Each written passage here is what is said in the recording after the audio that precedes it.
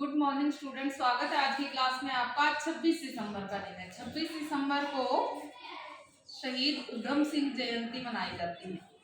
साथ ही साथ भारत सरकार ने इस दिन को वीर बाल दिवस के रूप में मनाने के लिए भी जो है निर्धारित किया है। 26 दिसंबर को पहले छुट्टी होती थी, लेकिन अब छुट्टी नहीं होती, छुट्टी कैंसिल कर दी गई है।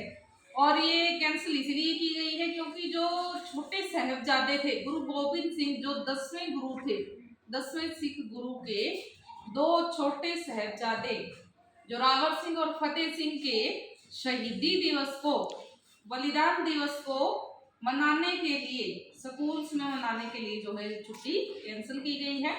और शहीद उधम सिंह जयंती है आज। शहीद उधम सिंह का जन्म 26 दिसंबर 1899 को हुआ था, पंजाब के संगरूर जिले के सुनाम गांव में। ठीक है। और 1901 में ही इनकी माता का देहांत हो गया। फिर 1907 में इनके पिता का साया इनके सर से उठ गया। ये दो भाई थे। बचपन का नाम था इनका शेर सिंह। शहीद उधम सिंह का बचपन का नाम क्या था? शेर सिंह था। और इनके भाई का नाम था मुक्ता सिंह।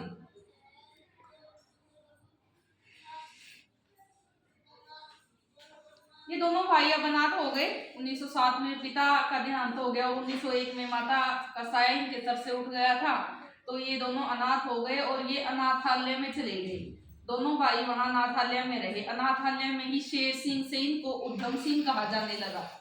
और 1917 में जो है इनके भाई की भी मृत्यु हो गई। 1917 में ये पूरी तरह से अनाथ हो गए। क्यों? भाई था इनका अपना कहने वाला और वो भी चल बसे। तो 1919 में 13 अप्रैल 1919 को जो जलियांवाला बाग हत्याकांड हुआ था, इसको इन्होंने अपनी आंखों से देखा था कि किस तरह से जनरल डायर ने निहत्थे लोगों पर गोलियां चलाने के आदेश दिए और बहुत सारे निहत्थे लोगों को मार डाला। और वो लोग कोई किसी भी तरह की बुरी मंशा से वहां इकट्ठे नहीं हुए थे। वो क्यों इकट्ठे हुए थे? अंग्रेज सरकार का जो कानून भारतीयों के लिए जो काफी बुरा था, जिसको भारतीयों ने काला कानून कहा और अंग्रेज सरकार ने उसको रोलेट एक्ट कहा, वो बिल के विरोध में वो वहां इकट्ठे हुए थे कि सरकार हमारे साथ गलत कर रही है। उस पर विचार विमर्श करने के लिए वो इकट्ठे हुए थे। लेकिन क्या किया ब्रिटिश सरकार ने? ये सोचा कि ये तो हमारे खिलाफ जो है एक विरोध है, कड़ा विरोध प्रदर्शन है, तो इसको दबा दिया जाए। तो उस टाइम के एक जो है अंग्रेज अधिकारी जो जनरल डायर था, उन्होंने क्या किया, एक सेना ले जा करके गोलियां डलवा दी और बहुत सारे निहत्थे लोगों को मरवा दिया गया। तो 13 अप्रैल का ये दिन भयंकर नरसंहार हुआ अमृतसर के जलियांवाला बाग में। आज भी उन गोलियों के निशान हैं और बहुत सारे लोग जो गोलियों के डर से जो है, वहां एक कुआं था, कुएं में कूद गए। लेकिन कुएं में कूद के कौन सा वो बच गए, तो भी जो उनको जान से हाथ धोना पड़ा। तो ये घटना थी जिसने पूरे देश को हिला करके रख दिया। उधम सिंह उस टाइम पे युवा हो चुके थे और उन्होंने ये सब देखा, तो ये घटना ने उनको हिला करके रख दिया। वो तिलमिला गए, वो क्रांतिकारियों के साथ मिल गए और उन्होंने जो है सोचा कि किस तरह से मैं इस नरसंहार का बदला लूं और जनरल डायर की मैं हत्या करूं। तो उसके लिए उन्होंने प्रयास शुरू कर दिए और 1934 में वो लंदन गए। 1934 में लंदन गए और वहां मौके की तलाश में थे कि कब उनको मौका मिले और कब जो है जनरल डायर की मैं हत्या करूं। लंदन में वो रहे काफी साल और उनको आखिरकार मौका मिल गया। 1940 का टाइम था।